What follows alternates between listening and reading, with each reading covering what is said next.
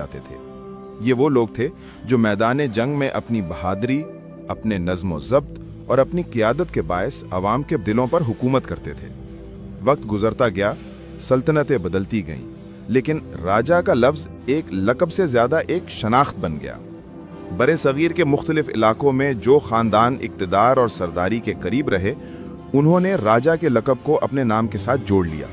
यूं रफ्ता रफ्ता ये लक़ब एक नस्ली पहचान यानी कास्ट आइडेंटिटी बन गया।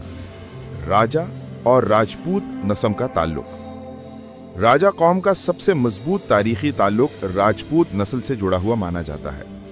राजपूत वो बहादुर कौम थी जो शुमाली हिंद, राजस्थान, गुजरात और पंजाब के कुछ हिस्सों में आबाद थी। ये लोग अपने इज्जत व वकार, जंगी महारत और सरदारी के लिए मशहूर थे। जब इस्लाम बरे सगीर में दाखिल हुआ, पहले अरब हमलावरों के जरिए, फिर मोहम्मद बिन कासिम के दौर से लेकर बाद के गजनवी और गुलामान दिल्ली तक, तो कई राजपूत सरदारों ने इस्लाम कबूल किया। इस्लाम लाने के बाद भी उन्होंने अपनी असल पहचान बरकरार रखी। इनमें से कई खानदानों ने राजपूत की जगह राजा का लक़ब इख्तियार कर लिया। उनके दिलों में इस्लाम की रोशनी भी थी और सीनों में राजपूतों का फ़ख्र भी बाकी था।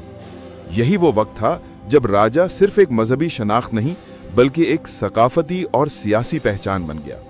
तारीख बताती है कि जब सल्तनत दिल्ली के दौर में जंगें बढ़ीं और मुख्तलिफ राजपूत घराने अपनी ज़मीनों से निकलने पर मजबूर हुए,